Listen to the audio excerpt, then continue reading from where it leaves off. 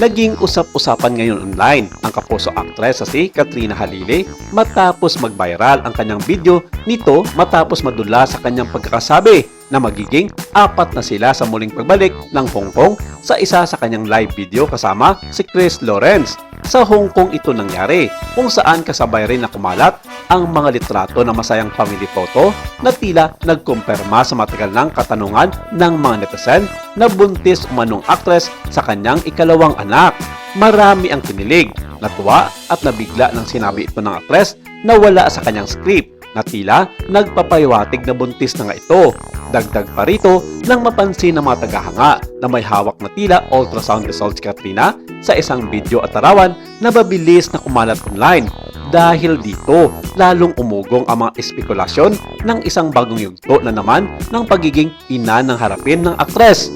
Hindi maitago ng mga netizens ang excitement dahil matagal na rin umanong ipinapahayag ni Katrina ang kagustuhan magkaroon ng kapatid ang kanyang anak. Kaya naman para sa kanyang mga tagahanga, tila isa itong answered prayer para sa kanilang iniidolong aktres.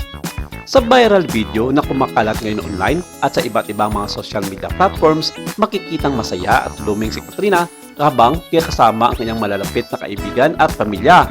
Ngunit ang higit na nakatawag pansin ay ang isang eksenang tila pabirong sinabi ng aktres ang katagang buntis ako na agad namang sinabayan ng hiyawan at tawanan ng mga taong nasa paligid at maging ang naging komento ng mga netizen sa naturang live video.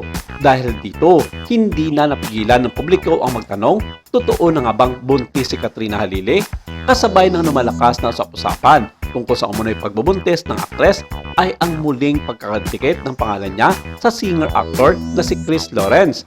Marami kasi ang nakapansin na wala namang nababalitang bagong nobyo si Katrina nitong mga nakarang buwan kaya agad na itinuro ng mga ilang mga netizens si Chris bilang posibleng ama ng kanyang dinadala. Hindi rin nakatulong sa pagpigil ng intriga ang mga komento online na nagsasabing tila wala namang masama kung magkabalikan man o mano sina Katrina at Chris dahil pareho naman daw silang single at wala nang anumang mga komplikasyon sa kanilang personal na buhay. Maraming mga netizens ang nagsabing matagal nang may special na connection ang dalawa kaya hindi na raw sila magugulat kung sakaling muling nabuo ang kanilang relasyon ng palihim. At ito pa na nagbahagi rin si Chris Lawrence ng isang emosyonal at auspusong vlog na nagpapakita ng kanyang mga paghahanda at aktwal na pag-alis papuntang Los Angeles, Amerika. Sa simula pa lang ng video, halo-halo mga emosyon na agad ang naramdaman sa kaya dahil sa bagong oportunidad sa kanyang pagiging ama pero mabigat din sa dibdib dahil sa panandaliang paghiwalay sa pamilya at mga mahal sa buhay. On her way to the airport, Chris was seen looking quiet but reflective. Sa kanyang mga payag, inamin niya na halo-halong emosyon ang kanyang nararamdaman, kombinasyon ng pananabik at kalungkutan. Ito ay karaniwan sa mga artistang tulad niya na kailangang pansamantalang iwan ang kanilang mga personal na buhay para sa mga pangako sa karera sa ibang bansa. Sinabi ng ilang mga netizens na paghahanda na ito sa unang balita na buntis na nga ang kanyang dating asawang si Katrina kaya ganun na lang ang kanyang paghahanda para mabigyan ito ng isang komportabling panganganak ang aktres.